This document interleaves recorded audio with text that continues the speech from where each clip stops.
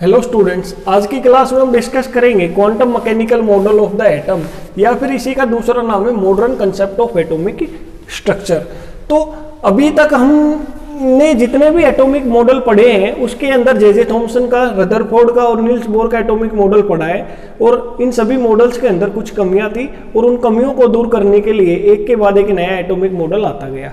ठीक है, तो ये सब अब तक हमने पढ़ा है, लेकिन बोहर का जो एटॉमिक मॉडल था उसके अंदर भी कुछ ड्रॉबैक्स थे। उसके बाद आता है हमारा quantum mechanical model of the atom, Bohr के एटॉमिक मॉडल के बाद। लेकिन इससे पहले कि हम ये quantum mechanical model of the atom पढ़े, उससे पहले मैं आपको एक छोटी सी बात बताना चाहूँगा कि एक हम डिस्कस करते हैं क्लासिकल मैकेनिक्स और एक हम डिस्कस करते हैं क्वांटम मैकेनिक्स या फिर जिसको वेव मैकेनिक्स भी कहते हैं। तो क्लासिकल मैकेनिक्स क्या है कि जब हमने नेचुरल फिनोमिनाज को या जो भी हम फिनोमिनाज हमारे सराउंडिंग में होते रहते हैं उनको एक्सप्लेन करने के लिए जब हमने साइंस का सहारा लेना शुरू किया, ठीक है, तो एक नई जो ब्रांच बनी तो उसको हमने बोला क्लासिकल मैकेनिक्स। और ये जो क्लासिकल मैकेनिक्स है ये किसके ऊपर बेस्ड है? Newton laws of motion.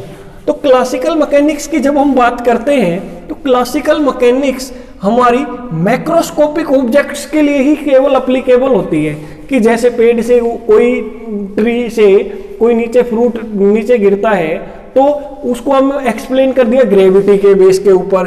Planet हमारे रिवॉल्व कर रहे हैं सन के अराउंड तो उसको भी हमने एक्सप्लेन कर दिया। ठीक है, कोई कार मूव कर रही है, उस मूविंग कार को एक्सप्लेन करना है, क्या वेलोसिटी है, क्या डायरेक्शन वगैरह, वो सब जो भी हम साइंटिफिक उसकी एक्सप्लेनेशन देते हैं वो सभी किसके अंडर आता है? क्लासिकल मैकेनिक्स के ऊपर। और ये किसके ऊपर बेस्ड है? न्यूटन लॉज ऑफ मोशन के ऊपर। और इसके बारे में एक चीज और याद रखनी है, ये केवल मैक्रोस्कोपिक ऑब्जेक्ट्स के लिए ही एप्लीकेबल है। मैक्रोस्कोपिक ऑब्जेक्ट्स उन ऑब्जेक्ट्स को कहते हैं जिनका मास ज्यादा होता है, जिनको हम इजीली नेक्ड आई से देख सकते हैं। तो क्लासिकल मैकेनिक्स मैक्रोस्कोपिक ऑब्जेक्ट्स के लिए ही एप्लीकेबल है। लेकिन फेलियर क्या है? फेलियर की बात करें क्लासिकल मैकेनिक्स का फेलियर क्या है कि एक तो ये माइक्रोस्कोपिक पार्टिकल्स को एक्सप्लेन नहीं कर सकती है, माइक्रोस्कोपिक पार्टिकल्स के नेचर को एक्सप्लेन नहीं कर सकती है, उसके पीछे जो भी फिनोमेना है उसको एक्सप्लेन नहीं कर सकती है। जैसे इलेक्ट्रॉन हो गया, एटम हो गया, मॉलिक्यूल्स जो माइक्रोस्कोपिक नेचर होता है, इनका साइज माइक्रोन्स में होता है, नेक्ड आई से ये दिखाई नहीं देते हैं। तो इनके बारे में क्लासिकल मैकेनिक्स इनको एक्सप्लेन नहीं कर सकती है। और दूसरा क्या है कि जो क्लासिकल मैकेनिक्स है वो हेजनबर्ग अनसर्टेनिटी प्रिंसिपल और डी ब्रोगली का ड्वेल नेचर ऑफ जो मैटर है उसको भी कंसीडर नहीं करती है। तो ये ड्रॉबैक था क्लासिकल मैकेनिक्स का। इस क्लासिकल मैकेनिक्स के बाद एक नई ब्रांच शुरू हुई साइंस की जिसको बोला गया क्वांटम मैकेनिक्स या वेव मैकेनिक्स। और इस ब्रांच का कब ओरिजिन हुआ? जब हेजनबर्ग अनसर्टेनिटी प्रिंसिपल के बारे में बताया गया और डी ब्रोगली ने अपना ड्वेल नेचर ऑफ मैटर के बारे में बताया। तो क्वांटम मैकेनिक्स और वेव मैकेनिक्स क्या है, ये कब आई? जब हेजनबर्ग ने अपना अनसर्टेनिटी प्रिंसिपल दिया और डी ब्रोगली ने अपना ड्वेल नेचर ऑफ मैटर के बारे में बताया। तो अभी हम देखते हैं कि इसका एडवांटेज क्या है। क्वांटम मैकेनिक्स माइक्रोस्कोपिक, सबसे पहले तो क्वांटम मैकेनिक्स है ये माइक्रोस्कोपिक ऑब्जेक्ट्स के लिए भी एप्लीकेबल है, ठीक है, और मैक्रोस्कोपिक ऑब्जेक्ट्स के लिए भी एप्लीकेबल है। और दूसरा क्या है, जो हमारा क्लासिकल मैकेनिक्स था वो केवल पार्टिकल नेचर ऑफ मैटर को कंसीडर करता था। क्लासिकल मैकेनिक्स केवल पार्टिकल नेचर को कंसीडर करता था, वेव नेचर को कंसीडर नहीं करता था। लेकिन जो क्वांटम मैकेनिक्स है या वेव मैकेनिक्स है ये wave nature as well as particle nature दोनों को कंसीडर करता है, ठीक है। और ये मैक्रोस्कोपिक पार्टिकल के लिए भी एप्लीकेबल है और माइक्रोस्कोपिक पार्टिकल्स के लिए भी एप्लीकेबल है। और ये जो क्वांटम मैकेनिक्स का जो ओरिजिन हुआ, जो इसका बेसिस है, वो बोला जाता है इरविन स्क्रोडिंगर को, ठीक है। ये एक साइंटिस्ट थे। तो 1926 में इन्होंने क्वांटम मैकेनिक्स के बारे में बताया, ठीक है, और 1933 में इन्हें फिजिक्स का नोबेल प्राइज मिला था, ठीक है। तो इसके बारे में अभी हम आगे देखते हैं। तो स्क्रोडिंगर जो साइंटिस्ट थे उन्होंने स्क्रोडिंगर वेव इक्वेशन के बारे में बताया था। और स्क्रोडिंगर वेव इक्वेशन क्या है? It is the fundamental equation of wave mechanics. कि ये जो क्वांटम मैकेनिक्स पढ़ रहे हैं, वेव मैकेनिक्स पढ़ रहे हैं, उसकी एक फंडामेंटल इक्वेशन है और it incorporates the wave particle duality of matter as proposed by de Broglie. कि जो स्क्रोडिंगर वेव इक्वेशन है ये किसी भी ऑब्जेक्ट के अंदर उसके वेव नेचर को as well as particle nature को कंसीडर करती है, ये स्क्रोडिंगर वेव इक्वेशन। तो इसका मैथमेटिकल एक्सप्रेशन देखें तो इस टाइप से इसको हम बताते हैं, ठीक है, delta square psi plus 8 pi square M upon H square E minus V psi is equal to 0। या फिर इसी को अगर एक्सपेंड करते हैं इक्वेशन 1 को तो हमारी इक्वेशन 2 आती है, delta square psi upon del X square del Y square del Z square, और ये हमारा 8 pi square M E H square E minus V psi is equal to 0। अभी हम देखते हैं कि ये जो इक्वेशन 1 है और इक्वेशन 2 है ये दोनों स्क्रोडिंगर वेव इक्वेशन है। किसके लिए दी गई है? ये किसी मूविंग इलेक्ट्रॉन के लिए, कि जब कोई इलेक्ट्रॉन मूव कर रहा है तो उस इलेक्ट्रॉन को एक्सप्लेन करने के लिए, उस इलेक्ट्रॉन को कंप्लीटली डिफाइन करने के लिए स्क्रोडिंगर वेव इक्वेशन लिखी जा सकती है, ठीक है। तो अब इसमें डेल्टा स्क्वायर क्या है? ये लैप्लेसियन ऑपरेटर है, ठीक है, इसको बोलते हैं लैप्लेसियन ऑपरेटर, और इसका मैथमेटिकल एक्सप्रेशन होता है delta square upon del X square plus delta square upon del Y square plus delta square upon del Z square. और ये जो एक्स वाई जेड यहाँ पे यूज किए हैं इनको बोलते हैं स्पेस कोऑर्डिनेट्स। ये इलेक्ट्रॉन की पोजीशन बताते हैं, ठीक है, with respect to X axis, Y axis और जेड एक्सिस। एम ई यहाँ पे मास ऑफ द इलेक्ट्रॉन है, ये जो एम ई यूज हुआ है ये भी हमारा मास ऑफ द इलेक्ट्रॉन है। एच प्लैंक्स कांस्टेंट है, ई हमारा है total energy of the electron, V हमारा है potential energy of the electron, और साई है amplitude of the electron wave. जब आपको पता है कि इलेक्ट्रॉन मूव कर रहा है तो इलेक्ट्रॉन एक पार्टिकल भी है और इलेक्ट्रॉन एक वेव भी है, तो उस इलेक्ट्रॉन वेव का जो एम्पलीट्यूड होता है उसको हमने बताया है साई से, ठीक है। तो अब delta square psi upon del X square, ये जो सेकंड डेरिवेटिव हमने लिखे हैं ये क्या है? इलेक्ट्रॉन की वेव के एम्पलीट्यूड का second derivative with respect to X axis, with respect to Y axis, with respect to Z axis, जो उसका पोजीशन का कोऑर्डिनेट है, ठीक है, with respect to X axis, Y axis और जेड एक्सिस। तो ये हमारी क्या है? स्क्रोडिंगर वेव इक्वेशन है। Schrodinger wave equation wave character को भी और पार्टिकल करेक्टर को भी दोनों को कंसीडर करती है, ठीक है। किसी भी मूविंग ऑब्जेक्ट्स के लिए हम स्क्रोडिंगर वेव इक्वेशन लिख सकते हैं। स्क्रोडिंगर इक्वेशन के बाद अभी हम देखते हैं साई के बारे में। तो जैसा कि हमने बताया है कि साई को हम क्या बोलते हैं? साई एक वेव फंक्शन है, लेकिन ये वेव फंक्शन हमें क्या बताता है? जैसा कि आपको पता है कि इलेक्ट्रॉन का पार्टिकल नेचर भी होता है और वेव नेचर भी। जब इलेक्ट्रॉन मूव करता है तो वो पार्टिकल की तरह और वेव की तरह दोनों की तरह काम करता है। तो साई क्या रिप्रेजेंट करता है? साई इलेक्ट्रॉन की वेव का एम्पलीट्यूड बताता है। साई क्या बताता है? इलेक्ट्रॉन की वेव का एम्पलीट्यूड बताता है। और अगर इसको और डिटेल में देखें तो साई एक मैथमेटिकल फंक्शन है। Sai just a mathematical function, it does not have any physical significance. Sai का कोई फिजिकल सिग्निफिकेंस नहीं होता है, ये जस्ट इलेक्ट्रॉन वेव को के एम्पलीट्यूड को बताता है। साई इलेक्ट्रॉन वेव के एम्पलीट्यूड को बताता है। ये एक मैथमेटिकल फंक्शन है, इसका कोई फिजिकल सिग्निफिकेंस नहीं है। जैसा कि अब साई एक मैथमेटिकल फंक्शन है तो it can be positive, negative और इमेजिनरी। तो साई क्या हो सकता है? पॉजिटिव भी हो सकता है, नेगेटिव भी हो सकता है और इमेजिनरी हो सकता है। तो ये कुछ इंफॉर्मेशन आपको साई के बारे में पता होनी चाहिए, ठीक है। तो साई एक वेव फंक्शन है जो इलेक्ट्रॉन वेव के एम्पलीट्यूड को बताता है। साई पॉजिटिव, नेगेटिव और इमेजिनरी, इसकी कुछ भी वैल्यू हो सकती है। लेकिन यहीं पे अगर हम साई स्क्वायर की बात करें, अगर इस साई को हम स्क्वायर कर देते हैं तो अब इसका अपना एक फिजिकल सिग्निफिकेंस आ जाता है, ठीक है। लेकिन साई स्क्वायर बताता क्या है? क्या फिजिकल सिग्निफिकेंस है?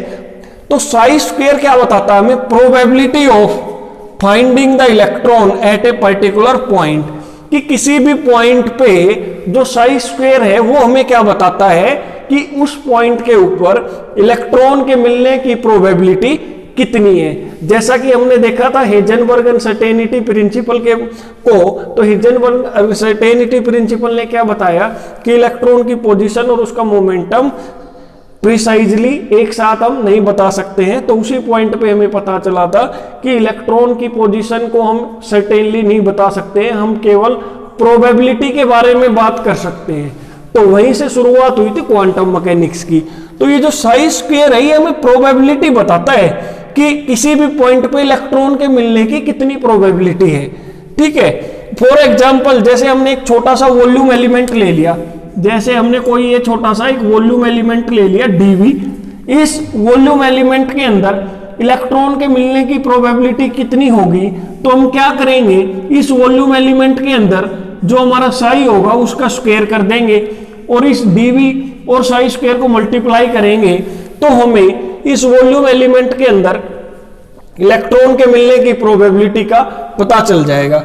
ठीक है, जैसे कोई स्मॉल वॉल्यूम एलिमेंट dV है और साई स्क्वायर से अगर मल्टीप्लाई कर दें उसको, तो हमें मिल जाता है probability of finding the electron with in volume dV। ठीक है, तो जैसा कि आपको पता है कि प्रोबेबिलिटी हमेशा क्या हो सकती है, पॉजिटिव हो। प्रोबेबिलिटी की वैल्यू क्या होती है, पॉजिटिव ही होती है, कभी नेगेटिव प्रोबेबिलिटी तो हो नहीं सकता। इसीलिए साई स्क्वायर हमेशा क्या होता है, पॉजिटिव होता है। तो एग्जाम्स में आपसे ये भी पूछा जाता है कि write down the differences between Sai and Sai square, या फिर what is the significance of Sai and Sai square. तो ये आई थिंक ये आपको क्लियर हो गया होगा। इसके बाद अभी हम आगे मूव करते हैं। जैसा कि हमने देखा कि किसी भी इलेक्ट्रॉन को हम वेव की तरह मान सकते हैं, कोई भी इलेक्ट्रॉन एक वेव की तरह होता है और उस वेव को रिप्रेजेंट करने के लिए एक वेव फंक्शन होता है जिसको हम साई से रिप्रेजेंट करते हैं।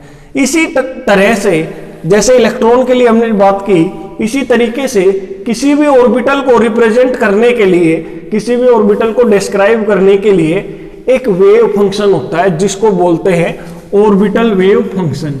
ठीक है, और लेकिन जो ऑर्बिटल वेव फंक्शन है वो सिंपल एक फंक्शन नहीं होता है। Orbital wave function is product of two wave functions. Orbital wave function is product of two wave function. जैसे यहां पे हमारा ये ऑर्बिटल वेव फंक्शन है, तो ये हमारा प्रोडक्ट है किसका, साई आर का, साई थीटा एंड वाई का। ठीक है, और इस साई आर को हम आर से भी रिप्रेजेंट कर सकते हैं, ये दोनों सेम है। और साई थीटा पाई को हम ए थीटा पाई से भी रिप्रेजेंट कर सकते हैं। तो मतलब कुछ भी लिख सकते हैं, साई आर को साई आर और साई थीटा पाई को ए थीटा फाई।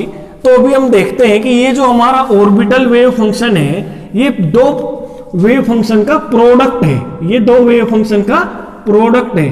तो ये जो पहला हमने लिखा है वेव फंक्शन आर, ये आर क्या होता है, इसको बोलते हैं रेडियल वेव फंक्शन। और ये ए थीटा फाई क्या है, इसको बोलते हैं एंगुलर वेव फंक्शन। और ये जो आर थीटा और जो फाई हमने लिखा है, तो ये क्या रिप्रेजेंट करता है, आर बताता है हमारी इलेक्ट्रॉन की distance from the nucleus, theta और पाई रिप्रेजेंट करता है direction of the electron with respect to the coordinate axis. ठीक है, तो 3 डायमेंशन अरेंजमेंट की हम यहां पे बात कर रहे हैं। ठीक है, आर हमें क्या बताता है, distance of the electron from the nucleus, theta and pi दो एंगल है हमारे, ये बताते हैं direction of the electron with respect to the coordinate axis. ठीक है, अब सबसे पहले जैसा कि हमने देखा है ऑर्बिटल वेव फंक्शन दो वेव फंक्शन का प्रोडक्ट है। और वो दो वेव फंक्शन कौन से होते हैं, एक रेडियल वेव फंक्शन होता है और एक एंगुलर वेव फंक्शन होता है। अभी हम देखते हैं रेडियल वेव फंक्शन को। तो रेडियल वेव फंक्शन क्या बताता है हमें, radial wave function gives the distribution of the electron as a distance R from the nucleus. तो रेडियल वेव फंक्शन हमें ये बताता है कि जब हम न्यूक्लियस से मूव करते जाएंगे बाहर की तरफ, तो इलेक्ट्रॉन्स का डिस्ट्रीब्यूशन कैसा है। जब न्यूक्लियस से हम मूव करेंगे तो इलेक्ट्रॉन्स का डिस्ट्रीब्यूशन कैसा है, तो उसको कौन रिप्रेजेंट करता है, रेडियल वेव फंक्शन। ये इलेक्ट्रॉन्स का डिस्ट्रीब्यूशन बताता है with respect to the nucleus, और इसको रिप्रेजेंट करते हैं as a distance R from the nucleus, कि जब न्यूक्लियस से हम मूव करते हैं तो इलेक्ट्रॉन्स के distribution with respect to the distance कैसे चेंज होता है। ठीक है, तो ये रेडियल वेव फंक्शन हमें बताता है। और जो रेडियल वेव फंक्शन है ये हमारा दो क्वांटम नंबर पे डिपेंड करता है, एक प्रिंसिपल क्वांटम नंबर जिसको हम n से रिप्रेजेंट करते हैं, और एक ये हमारा एजीमुथल क्वांटम नंबर जिसको हम स्मॉल l से रिप्रेजेंट करते हैं। ठीक है, और इसीलिए ये दो क्वांटम नंबर पे डिपेंड करता है, इसीलिए कभी कभी बुक्स में इसको आर की जगह RNL ऐसे भी लिख दिया जाता है इसके। ठीक है, इसको ये कंप्लीट बताता है कि भाई जो ये रेडियल वेव फंक्शन है ये प्रिंसिपल क्वांटम नंबर और एजीमुथल क्वांटम नंबर पे डिपेंड करता है। अभी हम देखते हैं angular wave function. Angular wave function हमें बताता है कि न्यूक्लियस के रेस्पेक्ट में इलेक्ट्रॉन्स की डायरेक्शंस क्या है, और उन इलेक्ट्रॉन्स के डायरेक्शन को हम रिप्रेजेंट करते हैं एंगल थीटा एंड फाई से, और थीटा और फाई हमारे जो एंगल है वो डिफरेंट एक्सिस के अकॉर्डिंग है। ठीक है, इसके बाद हम क्या देखते हैं कि जो एंगुलर वेव फंक्शन है हमें शेप ऑफ द ऑर्बिटल के बारे में बताता है। एंगुलर वेव फंक्शन किसके बारे में बताता है, शेप ऑफ द ऑर्बिटल। और रेडियल वेव फंक्शन के बारे में हमने देखा था कि जो रेडियल वेव फंक्शन होता है वो n के ऊपर डिपेंड करता है, n हमें बताता है साइज के बारे में। तो रेडियल वेव फंक्शन हमें ऑर्बिटल का साइज बताता है, और जो एंगुलर वेव फंक्शन होता है वो हमें ऑर्बिटल की शेप के बारे में बताता है। अभी आगे देखते हैं कि जो एंगुलर वेव फंक्शन होता है वो हमारा दो क्वांटम नंबर पे डिपेंड करता है, एक हमारा एंगुलर मोमेंटम क्वांटम नंबर, ठीक है, या जिसको एजीमुथल क्वांटम नंबर बोलते हैं, या फिर मैग्नेटिक क्वांटम नंबर m के ऊपर। Angular wave function principal quantum number के ऊपर डिपेंड नहीं करता है। अब इस चीज का क्या कॉन्सिक्वेंस होता है कि जितने भी ऑर्बिटल जिनके लिए L और M की वैल्यू सेम होगी, जितने भी ऑर्बिटल जिनके लिए L और M की वैल्यू सेम होगी, उन सभी ऑर्बिटल्स की शेप आइडेंटिकल होगी। फॉर एग्जाम्पल, जैसे जितने भी s ऑर्बिटल है 1s 2s 3s 4s, तो जितने भी s ऑर्बिटल है उनके लिए L और M की वैल्यू सेम होती है, इसीलिए सभी s ऑर्बिटल्स की शेप सेम होती है। और p ऑर्बिटल्स की बात करें तो जितने भी p ऑर्बिटल्स हैं उनके लिए L और M की वैल्यू सेम रहती है, इसीलिए जितने भी p ऑर्बिटल होंगे उनकी शेप भी क्या होगी, आइडेंटिकल होगी, सेम होगी। ठीक है, क्यों ऐसा क्यों होता है, क्योंकि जो हमारा एंगुलर वेव फंक्शन है वो केवल और केवल L और M की वैल्यू पे डिपेंड करता है, N की वैल्यू पे डिपेंड नहीं करता है। तो ये हमने देख लिया एंगुलर वेव फंक्शन के बारे में और रेडियल वेव फंक्शन के बारे में। अब हम कंक्लूड करते हैं हमारे टॉपिक को जो हम पढ़ रहे थे ऑर्बिटल वेव फंक्शन के बारे में। तो ऑर्बिटल वेव फंक्शन हमें क्या बताता है, ये ऑर्बिटल वेव फंक्शन एक ऑर्बिटल को रिप्रेजेंट करता है। ऑर्बिटल वेव फंक्शन एक ऑर्बिटल को रिप्रेजेंट करता है, और इसके दो पार्ट होते हैं, एक रेडियल पार्ट और एंगुलर पार्ट। रेडियल वाला जो पार्ट है वो ऑर्बिटल के साइज को बताता है, और एंगुलर वाला जो पार्ट है वो ऑर्बिटल की शेप को बताता है। ठीक है, इसके बाद अभी हम देखते हैं कि जितने भी s ऑर्बिटल होते हैं वो केवल रेडियल पार्ट वेव फंक्शन के ऊपर डिपेंड करते हैं। जितने भी s ऑर्बिटल्स हैं वो केवल रेडियल वेव फंक्शन के ऊपर डिपेंड करते हैं, एंगुलर वेव फंक्शन के ऊपर डिपेंड नहीं करते हैं। और एंगुलर वेव फंक्शन पे डिपेंड नहीं करते हैं, इसीलिए s ऑर्बिटल्स की कोई डायरेक्शन नहीं होती है, क्योंकि ऑर्बिटल की डायरेक्शन कौन बताता है, एंगुलर वेव फंक्शन, और s orbital angular wave function पे डिपेंड नहीं करते। इसीलिए s ऑर्बिटल्स जो होते हैं वो डायरेक्शन लेस होते हैं, उनका डायरेक्शनल नेचर नहीं होता है। और जब भी हम s ऑर्बिटल्स में इलेक्ट्रॉन का डिस्ट्रीब्यूशन देखते हैं न्यूक्लियस के अराउंड में, तो इलेक्ट्रॉन्स का डिस्ट्रीब्यूशन स्फेरिकली सिमेट्रिकल होता है, इसीलिए एस ऑर्बिटल्स की जो शेप होती है वो भी स्फेरिकली सिमेट्रिकल होती है। ठीक है, तो ये एक इंपॉर्टेंट पॉइंट है जो आपको याद रखना है। इसके बाद अब एस ऑर्बिटल्स तो हमने देख ली स्फेरिकली सिमेट्रिकल होते हैं। क्यों? क्योंकि वो केवल रेडियल वेव फंक्शन के ऊपर डिपेंड करते हैं, एंगुलर वेव फंक्शन के ऊपर डिपेंड नहीं करते हैं। इसके बाद अभी हम देखते हैं कि एस ऑर्बिटल्स के अलावा या एक्सेप्ट एस ऑर्बिटल्स, जितने भी ऑर्बिटल्स हैं वो रेडियल वेव फंक्शन के ऊपर भी डिपेंड करते हैं as well as angular wave function पे भी डिपेंड करते हैं। इसीलिए जो बाकी जितने भी ऑर्बिटल हैं एस ऑर्बिटल के अलावा, उन सब की डायरेक्शनल कैरेक्टरिस्टिक्स होती है, वे उनका डायरेक्शनल नेचर होता है। ठीक है, तो ये हमने अभी देख लिया है। इसके बाद अभी हम देखते हैं plots of the radial wave function with respect to R. अगर हमारे पास जो रेडियल वेव फंक्शन है उसको हम प्लॉट करते हैं विद रिस्पेक्ट टू आर, तो हमें क्या किस टाइप का डायग्राम ऑब्टेन होता है वो हम देखते हैं। तो यहाँ पे जो रेडियल वेव फंक्शन है उसको हम प्लॉट करते हैं अगेंस्ट आर। आर क्या बता रहा है यहाँ पे? आर जैसा कि हमने पहले डिस्कस किया था, आर बताता है distance of the electron from the nucleus. तो जब भी रेडियल वेव फंक्शन को हम प्लॉट करते हैं distance of the electron from the nucleus, जिसको हम आर से डिनोट करते हैं, तो हमें ये प्लॉट्स मिलते हैं। ठीक है, अलग अलग ऑर्बिटल्स के लिए। अगर हम 1s ऑर्बिटल के लिए रेडियल वेव फंक्शन का प्लॉट बनाते हैं विद रिस्पेक्ट टू आर, तो हमारा ये जो प्लॉट है इस टाइप से एक्सपोनेंशियली डिक्रीज होता है। हम देखते हैं कि जो रेडियल वेव फंक्शन है उसकी जो वैल्यू होती है वो मैक्सिमम होती है नियर द न्यूक्लियस। ये हमारा न्यूक्लियस है, तो नियर द न्यूक्लियस इस फंक्शन की वैल्यू मैक्सिमम है। लेकिन जैसे जैसे डिस्टेंस हमारी बढ़ती है न्यूक्लियस से, तो वैसे वैसे हमारा जो रेडियल वेव फंक्शन है उसकी वैल्यू क्या होने लग जाती है? डिक्रीज होने लग जाती है। लेकिन ये कभी भी जीरो नहीं होती है, इनफाइनाइट तक ये ऐसे ही डिक्रीज होती रहती है। ठीक है, तो इसके बाद अभी हम देखते हैं कि जो रेडियल वेव फंक्शन है उसका हम प्लॉट बनाएं with respect to distance R, जो कि इलेक्ट्रॉन की डिस्टेंस है न्यूक्लियस से।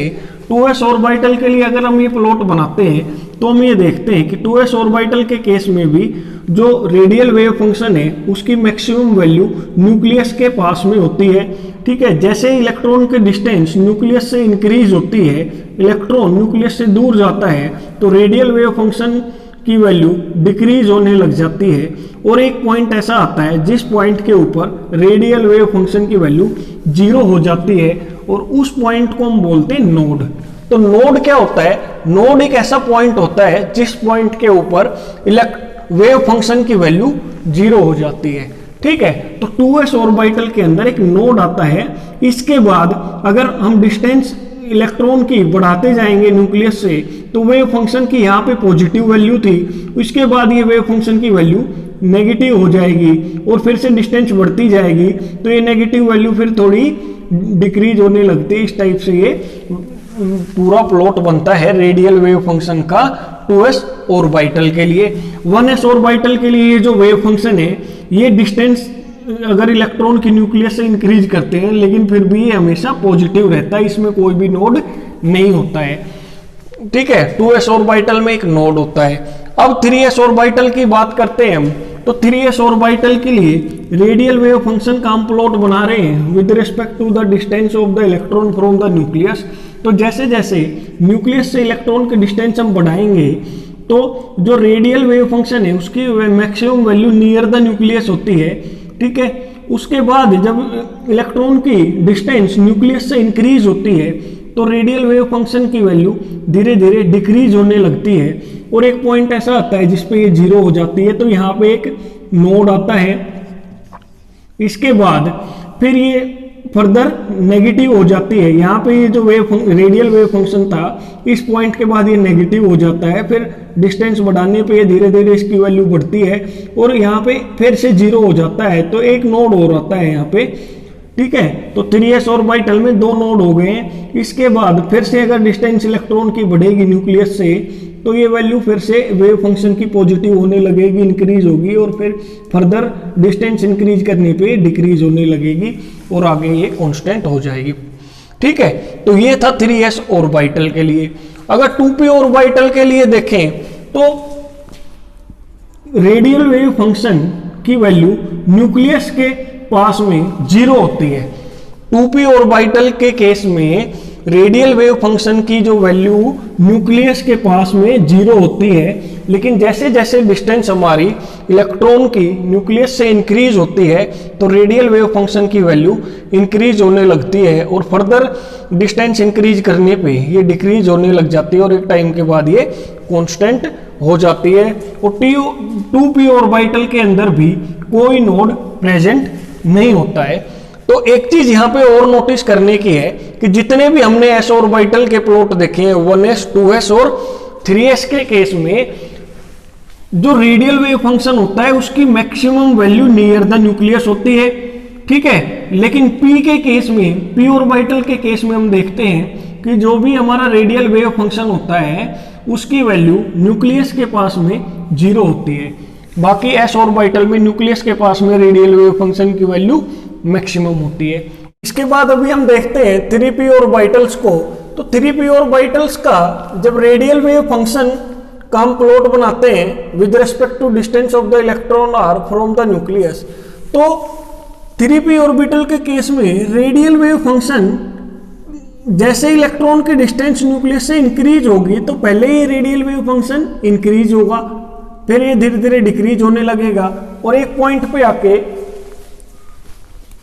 ये 0 बन जाता है, और ये रिप्रेजेंट करता है हमारा एक नोड, ठीक है। और फिर इसके बाद जैसे इलेक्ट्रॉन की डिस्टेंस न्यूक्लियस से फर्दर इंक्रीज होगी तो ये रेडियल वेव फंक्शन यहाँ से फिर डिक्रीज होता रहेगा, और फिर थोड़ी देर के बाद एक डिस्टेंस के बाद ये फिर से इंक्रीज होने लगेगा, ठीक है। तो इस टाइप से 3p ऑर्बिटल्स का रेडियल वेव फंक्शन वेरी करता है with respect to the r, ठीक है। और इसमें एक नोड प्रेजेंट होता है 3p ऑर्बिटल के केस में। 3d ऑर्बिटल का देखते हैं तो 3d ऑर्बिटल का यहाँ पे जैसा कि मैंने पहले बताया था कि केवल s ऑर्बिटल्स के केस में रेडियल वेव फंक्शन न्यूक्लियस के नज़दीक मैक्सिमम वैल्यू रखता है, लेकिन s ऑर्बिटल्स के अलावा जितने भी ऑर्बिटल्स है उनके केस में रेडियल वेव फंक्शन न्यूक्लियस के पास 0 होता है, ठीक है। यहाँ पे भी ये न्यूक्लियस के पास ये 0 वैल्यू है रेडियल वेव फंक्शन की, ठीक है। तो इसके बाद जैसे डिस्टेंस बढ़ती है न्यूक्लियस से तो रेडियल वेव फंक्शन इंक्रीज होने लगता है, और फर्दर फिर ये डिक्रीज होने लगता है, और 3d ऑर्बिटल्स के अंदर कोई नोड प्रेजेंट नहीं होता। इसके बाद ये कॉन्स्टेंटली डिक्रीज करता रहता है इनफाइनाइट तक, ठीक है।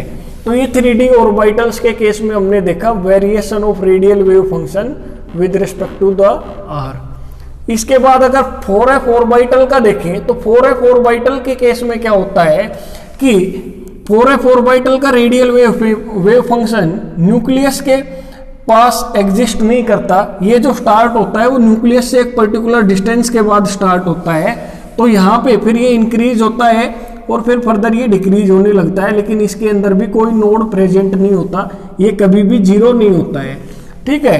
तो ये हमने देख लिया 4f ऑर्बिटल का।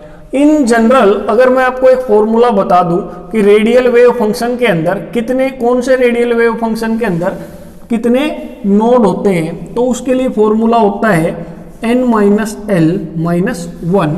n यहाँ पे है प्रिंसिपल क्वांटम नंबर, l है एजीमुथल क्वांटम नंबर, और माइनस में जब 1 करते हैं तो किसी भी ऑर्बिटल के वेव फंक्शन के अंदर कितने नोड प्रेजेंट होते हैं वो हम यहाँ से कैलकुलेट कर सकते हैं। तो जैसा कि मैंने पहले आपको बताया है कि वेव फंक्शन का अपना खुद का कोई सिग्निफिकेंस नहीं होता है, वेव फंक्शन का अपना कोई सिग्निफिकेंस नहीं होता है। वेव फंक्शन इंक्रीज और डिक्रीज होता रहता है जब इलेक्ट्रॉन की डिस्टेंस न्यूक्लियस से इंक्रीज या डिक्रीज होती है, जैसा कि हमने यहाँ पे देखा है। ये जो प्लॉट हमने बनाए हैं ये सिर्फ वेव फंक्शन को ये शो कर रहे हैं कि वेव फंक्शन इंक्रीज हो रहा है या डिक्रीज हो रहा है, इससे हमें कुछ पता नहीं चल रहा है, ठीक है। लेकिन एक्चुअल में जब हम वेव फंक्शन का स्क्वायर कर देते हैं तो अब इसका अपना फिजिकल सिग्निफिकेंस हो जाता है। जैसे r का अपना कोई सिग्निफिकेंस नहीं था, लेकिन जब r का हमने स्क्वायर कर दिया तो ये हमें बताता है radial probability density. Radial probability density क्या है? Square of the radial wave function gives the probability density of finding the electron at a point. जब रेडियल वेव फंक्शन को हम स्क्वायर कर देते हैं तो हमें probability density of the finding of the electron at a point पता चल जाती है। स्क्वायर करने के बाद रेडियल वेव फंक्शन का हमें इलेक्ट्रॉन्स के मिलने की प्रोबेबिलिटी किसी भी पॉइंट पे उसको हम पता कर सकते हैं। तो यहाँ पे अगर हम आर स्क्वायर का और आर का हम ग्राफ बनाते हैं यहाँ पे, तो इस टाइप से ये प्लॉट बनता है। तो 1s ऑर्बिटल के लिए आर स्क्वायर का प्लॉट या फिर आर का बनाए तो फिजिकली उसको देखने में इनमें कोई ज्यादा डिफरेंस नजर नहीं आता, ये बिल्कुल ऐसे ही रहता है। लेकिन अगर हम 2s ऑर्बिटल का देखें तो 2s ऑर्बिटल का जब हमने रेडियल वेव फंक्शन का ग्राफ देखा था with respect to distance r, तो ये क्या था कि यहाँ पे आके ये नेगेटिव हो गया था, लेकिन जैसे ही हमने r को स्क्वायर किया तो ये नेगेटिव वाला जो नीचे पोर्शन था वो अब क्या हो गया है? पॉजिटिव। तो ये भी पॉजिटिव है, ये भी पॉजिटिव, ये हमेशा पॉजिटिव होगा। आर स्क्वायर के जितने भी प्लॉट देखेंगे वो सारे के सारे क्या होंगे? पॉजिटिव, क्योंकि आर स्क्वायर हमें क्या बताता है? हमें प्रोबेबिलिटी बताता है इलेक्ट्रॉन के मिलने की किसी एक पॉइंट पे, और प्रोबेबिलिटी कभी भी नेगेटिव नहीं हो सकती। इसीलिए आर स्क्वायर के जितने भी प्लॉट हम देखेंगे वो सभी के सभी क्या होंगे? पॉजिटिव होंगे। ठीक है, तो इसी टाइप से अगर हम ये 2p ऑर्बिटल का देखें तो ये भी हमेशा पॉजिटिव होगा, 3p ऑर्बिटल का देखें तो ये भी पॉजिटिव होगा। ठीक है, और जहां पे ये नोड होता है, नोड प्रेजेंट रहेंगे अपनी रेस्पेक्टिव पोजीशन के ऊपर। जहां पे वेव फंक्शन जीरो था, जहां पे नोड प्रेजेंट था रेडियल वेव फंक्शन में, तो जब उसका स्क्वायर करते हैं तो नोड बिल्कुल अपनी वही उसी पोजीशन में प्रेजेंट रहता है, क्योंकि नोड हमें ये बताता है कि वेव फंक्शन वहां पे जीरो है। और जब वेव फंक्शन जीरो है तो उसका स्क्वायर करेंगे तो जीरो का स्क्वायर करने पे जीरो ही आता है। इसीलिए जब हम रेडियल प्रोबेबिलिटी डेंसिटी का प्लॉट बनाते हैं आर स्क्वायर का, तो जहां पे नोड पहले आर के ग्राफ में प्रेजेंट था वही आर स्क्वायर के में भी प्रेजेंट रहेगा। ठीक है, तो नंबर ऑफ नोड हमारे चेंज नहीं होते जब आर स्क्वायर का हम प्लॉट बनाते हैं। तो ये इसी टाइप से 3D का और ये 4f का हम यहाँ पे प्लॉट बना लेते हैं रेडियल प्रोबेबिलिटी डेंसिटी का विद रिस्पेक्ट टू आर। ठीक है।